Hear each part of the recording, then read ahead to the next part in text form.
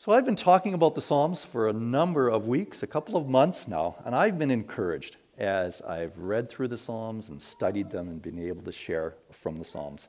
I hope that you have been encouraged as well, and I hope that you make the Psalms a regular part of your devotional habit, whether that be reading them a psalm every day, you get through them a couple of times in a year, or whether that being stretches where you do a number of psalms a day. They are so encouraging, and as I go through them, I just discover more and more each time I go through them. I have little things that I do as I'm engaging in Scripture to keep me engaged. Like this time when I went through the Psalms and read through them in about a month, I decided I'm going to make a 3-word title for every psalm so that I can keep them organized. And so that's what I did. Other times when I go through Scripture, I pick a key verse from that passage or from that chapter. So find ways to engage and ask good questions. You'll be surprised at how that sticks with you and how that encourages you. So a question as we look at Psalm 84, dwelling place. What do the people think about church? If you were to interview 100 people, a sampling of 100 people, how many would have a positive view of church and how many would have a negative view of church? Interesting question. I don't know what the numbers are. I do think that over the last number of years, the number of people whose perception of church is not very good, that has unfortunately increased. There was a time when church was sort of the hub of the community, where pastors were the most educated and actually the most well-paid people in society. That era has kind of gone. In the history of the Alliance, A.B. Simpson, who started the Alliance, he was a pastor in New York City, and he started this organization in order to foster missions and the deeper life, and he walked away from a salary of $5,000 a year at a time when average workers, laborers, and tradesmen were making between $500 and $1,000 a year. So 5 times what a tradesman would make. That's sort of what they were. So Chris, we got in the wrong era to be able to be in our profession. But for whatever reason now, churches are not seen in quite the same light. A large segment of our culture has a low view of church. Now, some have had a bad experience with church. Some maybe just don't have any experience with church, and they adopt a perception that's taken from the entertainment industry or from sensational headlines of scandal, and then that just colors everything that they see. Now, I'm probably a bit of an anomaly that I have always enjoyed church.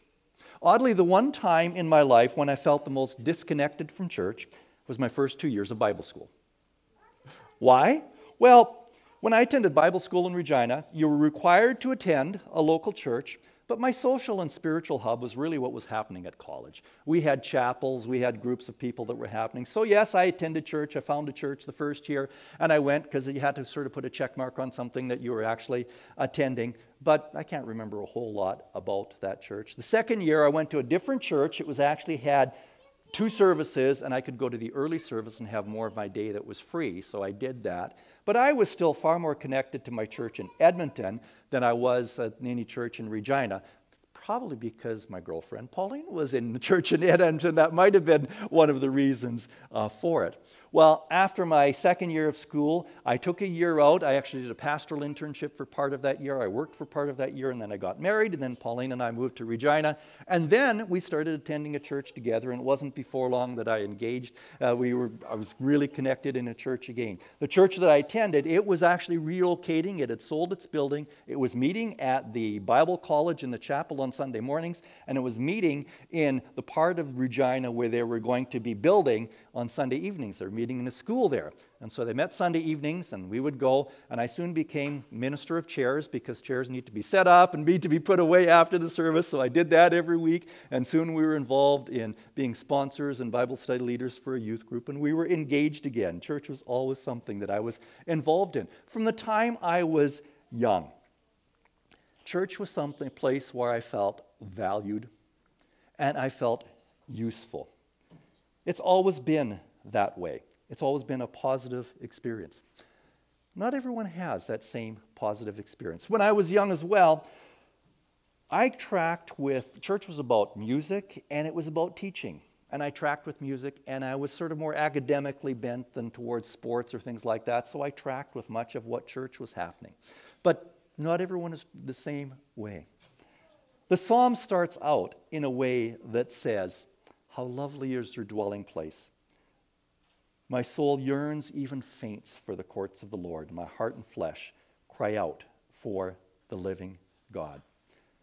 There's a big longing.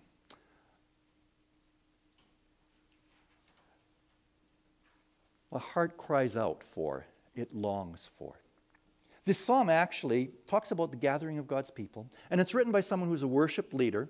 The sons of Korah were people who led worship at the temple in Jerusalem. And he's saying there's something within me that just longs for that gathering of God's people to worship. And the psalm becomes an expression of what that gathering can be and should be. Because there's something within us that longs for God. And the psalm tells us what church can be and should be when it is working well. You see, there's something in each one of us that longs for God and longs for the way that gathering of worship, the way that can foster that relationship with God. So church becomes a place of nurture, refreshing, delight, and favor. And that's what this psalm talks about. What church can be and should be when it is working well. It's to be a place of nurture. A place where a sparrow can raise her young. A place near God's altar. A place of praise. Church has always been a place where it's nurturing young. One of the tough things for me this fall is that we can't start our children's ministries right away, because I feel that church is so important for children, and having Sunday school and having a time when children can engage in a way that's at their level, that is just so critical. It's interesting if you look at the history of Sunday school. It started in England in the 17th century, and it was actually started as a school, not only to teach Bible, but it was actually taught as a school because many children were working. There was child slavery and child employment in those days, so children, the age of some of you children, would actually be working in factories and working in mines and things like that. And they said, how do we teach these children? So on Sundays, they would get them together in church and they would teach them reading and writing and arithmetic and Bible. And they actually taught many adults as well in Sunday schools because many people were not literate, and so they added that to the curriculum. It became part of teaching, not just in teaching about church stuff, but just a time of teaching. And church is to be a time for children, where it can be a time of teaching, but it's to be a time of learning for all of us. So I'm looking forward to the time when we can get our children's ministries back together, and that'll make me feel good, but I think it'd be great for the kids as well, because that is so important. But we continue to learn all through our lives, and church plays that role in continually growing in our Christian walk. Through the years, we get the opportunity to mentor people who are younger, but we also learn from others, no matter what stage of life we are. It provides that place near God's altar. It provides a place of praise. It's a place of worship, but as we worship, our experience of God grows larger as we get to know more and more of the inexhaustible God. I'm so grateful for families that make worship that non-negotiable part of their lives. For parents, when you've got young children, when you make that a non-negotiable part of your life, you are building such a good foundation for your children. There are things that they learn that are going to stick with them for years and decades and decades. So thank you for making that part of your life. And that is one thing that is so critical of church, or so important of church, is that it is a place. It is a place of nurture. A place where that part of us that meets God, where that can grow and develop. And that can start from a young age, and that can continue no matter what age we are. It's also a place of refreshing. Blessed are those whose strength is in you, whose hearts are set on a pilgrimage. As they pass through the valley of Baca, they make it a place of springs. The autumn rains also cover it with pools. They go from strength to strength till each appears before God in Zion. There's a journey. And it says in that journey there is a valley called the Valley of Baca, which is called, actually translated, the Valley of Tears. Last week we looked at the idea of how tears can produce a harvest of joy. When we're in those difficult times, we need a place where we can unpack our grief and our sorrow. A place where we can be encouraged. We need space when we're going through those dark times. A safe place where we can find people that we can connect with, where we can find healing. And not only healing, but refreshing. Till each appears before God in Zion. It's a journey with valleys, and sometimes those valleys are deep, but it's a journey of hope.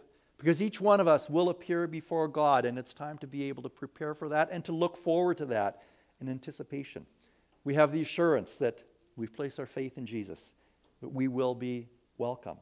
Not because we've been perfect, but because of grace. In our era today, our pace is far different than earlier times. Our lives are filled and rushing around and crammed full of activities and events. The pandemic has sort of changed that a little bit. In earlier times, life was pretty mundane. It was filled with the regular duties and routine and chores of daily life. They didn't have the sports or the music or the various activities and clubs that can fill up every night of the week. They didn't have the entertainment options. Try and imagine a life that doesn't have television, that doesn't have internet, that doesn't have radio, that doesn't have newspaper, that doesn't have all of those things. And what did you do? You worked for the food that you ate, and then the next day you did that again, and you did that again, and that was all that you'd manual work to be able to survive. But in that, there was a place of refreshing, an oasis, and that was the gathering of worship. One activity in the week allowed people to disengage from that regular routine and to be able to come together, to rejoice, to celebrate, to do something different, and above all, to find an experience of God, to look forward to the good future that God has for each one of us. Now, in our culture today, we've got so many options that, we sometimes want to break from all of the busy stuff that we're doing. We take a break in many ways, and there's lots of good things that we all engage in, whether it be holidays or trips or sports or all of those kinds of things. But church, in a different way, gives us that relief from our regular routine, and it gives us an oasis in the experiences of life that can sometimes be mundane, can sometimes be difficult. Church is that place that can be that special place. It's to be a place of delight. The psalmist says, "Better is one day in your courts than 1,000 elsewhere. I would rather be a doorkeeper in the house of my God than to dwell in the tents of the wicked." An interesting phrase, I would rather be. Church should be something that we come to because we want to. It's fun. It should be engaging. Now, that doesn't mean that we try and attract people with mascots and clowns and barbecues, although sometimes we do have barbecues. We haven't done the clowns or mascots yet, but it's good to be able to have some things that are going to be appealing. We do our best to make the church experience something that will resonate with our sense of excellence, that will be done in a way that we want to come back. Now, that's going to look different in different settings and different times. In our age, I believe it means that we need to use a technology that speaks to our culture and to be able to communicate to our culture in a way that our culture understands. And so we use the technology and we use those things to be able, in the music of our time, in order to be able to do something that actually resonates and fits with the way that people understand. Sometimes I hear a bit of a murmur of complaint about churches and to say, well, with all this modern technology and all of everything that's happening, it's becoming too much of a production. And it's not enough about worship. And that can be the case. But I think for far too long, churches went to the opposite ditch, and they just tried to make it as sparse and simple as possible, and tried to do things on the cheap, because it takes money to do all these fancy things. Now, in times when money is tight, in lean times, yes, we need to be cautious and we need to be frugal in the way we spend our money as a church. But I have a problem if a church is filled with nice, fancy new cars in the parking lot and everybody's taking great vacations to all sorts of places, but at the same time we're trying to do church on the cheap. There's a disconnect there if what we spend on our own lives and for our own stuff is up here and what we're willing to spend on the church is down here. Church should be a place of delight. And sometimes that'll cost some money to do things in a way where we're doing it with excellence. But church is a place where we should be able to get together and we can celebrate. It should be something that has value to us, and we're willing to invest in it. And as we come, it should be something that that we enjoy when we come. It has this comparison. It says, I'd rather be a doorkeeper in the house of the Lord than to dwell in the tents of the wicked. The tents of the wicked always have an attraction, don't they? The Bible warns against the temptations of the world. And we have an enemy that makes the things of the world seem appealing. Proverbs just has some very practical wisdom. It says in Proverbs 9 verse 17, stolen water is sweet. Food eaten in secret is delicious. There's something in us that understands that, isn't it? That's sort of the attraction. There's something in the human heart that's drawn to rebellion, to doing things we shouldn't be doing, that we know are wrong or we know are even harmful. Isn't that the attraction of places like Las Vegas? That woo people to doing things, to indulgence without consequences, or at least that's what they'd like you to get you to believe, that what happens in Vegas stays in Vegas kind of a thing. You do what you want and there's no consequences. There's something that draws people to that kind of a thing. But the attraction of the world leaves a person feeling hollow. The psalmist has discovered a place that truly fed his inner longings, a place where he could find peace with God and fellowship with others. And that is a good feeling, to have that peace with God and that fellowship with others. That truly is a place of delight. That's why the gathering of God's people, the gathering of worship, became his favorite place. And he says, I would rather be here than anywhere else. Through life, there's lots of great, incredible, and enjoyable experiences. But does anything actually measure up to having peace with God and fellowship with others? So he says, I'd rather be a doorkeeper in the house of the Lord. And having that peace with God really leads into the final point. The final reason why church is something that this psalmist, and why in our time church can be and should be something that is engaging, something that is attraction. And that is the idea of favor. Verse 9, look on our shield, O God, look with favor on your anointed one. Verse 11, for the Lord God is a sun and shield. The Lord bestows favor and honor. No good thing does he withhold from those whose walk is blameless. The perception of church is sometimes completely opposite of what it should be. Because the church is viewed as a place of judgment rather than a place of blessing. The church should be a place that helps us understand that God is for us, not that God is against us. Now, that doesn't mean that we overlook sin, but rather we help people come to grips with sin, but do so in a culture of grace, not a culture of guilt. When we think of when Jesus was on earth, think of how he interacted with people, particularly with people who didn't have their lives all together. How did Jesus approach people who lived an ungodly lifestyle? Well, there were the tax collectors and sinners, and it says he just spent time with them, and he got a lot of criticism because he spent time with people who didn't have their lives together, people who didn't measure up to what all the rules were of the time. That's how Jesus engaged with people. There's a few other little stories in the Gospels when Jesus engages with people who have some baggage. How did he engage with them? The woman at the well. He found a way to agree with her.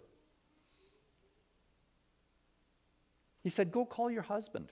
And she said, in John 4, 16 to 18, he told her, go call your husband and come back.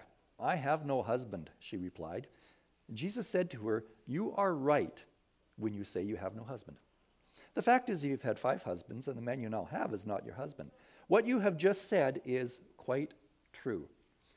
It's interesting in that text, twice he says, you're right. I agree with you. He talked with this woman about her life, and he found a way for her to express the tension points in her life. And the tension point in her life was a track record with relationships. She had disappointments. She had heartache. We don't know the details of her story. We don't know if she had husbands that had died, or they had left her, or she had left them, or she had been divorced. We don't know any of those details. And The other thing is that her present relationship was not what she hoped for either. It didn't have the security of the commitment of marriage. But Jesus doesn't pile on by saying, boy, you know what you're doing is so wrong. You really have to turn from that. It is just bad and you're going to be in trouble because of it. That's not what he says. He says, you're right. Your life has fallen short from what you hoped for, hasn't it?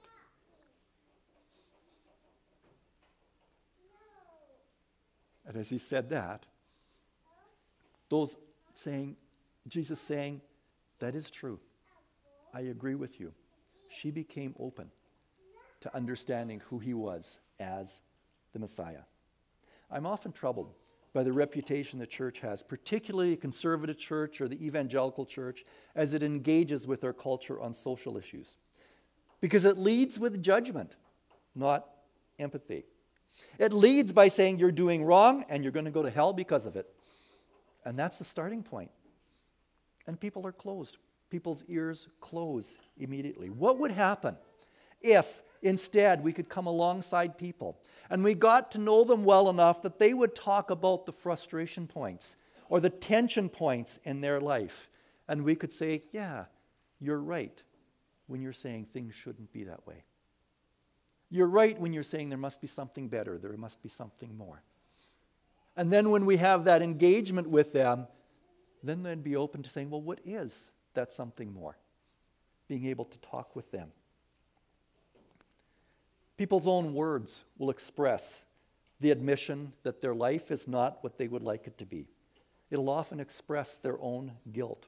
We don't have to be the person that causes guilt in them. But when that tension point, when that frustration comes up with their lives or the world around us, we can say, yeah, things are not what they should be, are they? Wouldn't it be nice if things could be better? Wouldn't it be nice if there were a solution? Well, God has a solution. What a different way of approaching. The other tool that he used was silence. The woman caught in adultery in John 8. This woman was caught in adultery and she was brought before the religious leaders. Interestingly, though she was caught in adultery, it was only her, not the man she was with. It takes two for that adultery thing to happen, right? And it was only her that was brought before the religious leaders. She was being singled out. She was being shamed. And Jesus spoke volumes through silence. He waited until those condemning her had all slipped away before he addresses her sin. In John 8, verse 9, at this, those who heard began to go away one at a time, the older ones first, until only Jesus was left, with the woman still standing there. Jesus straightened up and asked her, "Woman, where are they? Has no one condemned you?" "No one, sir," she said. "Then, neither do I condemn you." Jesus just declared, "Go now and leave your life of sin." He didn't overlook sin, but he lifted the burden of guilt and shame rather than joining the voices of condemnation. He pointed her to freedom from guilt and shame. He said, go leave your life of sin. Church should be a place where people discover freedom from guilt and shame. Not be a place where they're made to feel bad about their failures and their mistakes and their bad choices. But instead, that they can feel hopeful about the future. Because God has a life for them, even though they don't deserve it. Even though they know that they've messed up and done wrong. This psalm says at the end, the Lord God is a sun and shield. The Lord bestows favor and honor. No good thing does he withhold from those whose walk is blameless. The Lord bestows favor and honor. That's some pretty good news. We often think of the Old Testament being all about law and the New Testament about grace, but that whole idea of favor is right through the Old Testament. God's favor, his loving kindness. There's a book that I have on my wish list. I'm going to tell some people to get it for me for Christmas. And it's on the Old Testament word that's Hesed, God's loving kindness, his favor. It's such an important truth that's all through Scripture. If only the church could be a place where people say, that's a place where I can discover favor. I can discover grace. Now you may notice that in the passage it says, for those whose walk is blameless. We sometimes get that wrong. That word blameless is actually used quite frequently in the Psalms. And the psalmist sometimes says, yes, I have walked a blameless life, but then in the same psalm, he will go on and he will express, forgive me for all my iniquity. So if he's living a blameless life, how is it that he's being forgiven for all his iniquity? Well, blameless isn't living a life that is perfect. Blameless is an attitude of humility and contrition, not perfection. Church should be a place where we're made to feel, not where we're made to feel like we have to measure up to some standard of perfection, some unachievable standard. It should be a place where our deepest regrets and brokenness can discover healing and hope. That's a huge difference. Blameless is living with that attitude of humility and contrition and coming before God and saying, this is who I am, I know.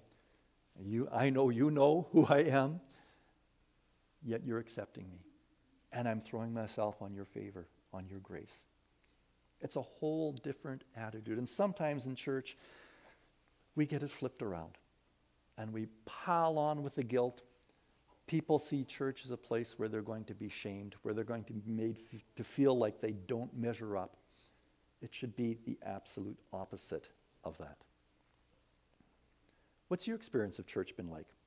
Is it a place of nurture, of refreshing, of delight, a place of favor? Oh, I hope so. But for some, it hasn't been that. And if that's not been your experience, I apologize that church has been a place where you have not found those things the way that it should be. But you're here today, or you're listening online, because there's a longing in your heart. You want that peace with God. You want that fellowship with others. You're here because you're in some way connecting. Well, what keeps you connecting?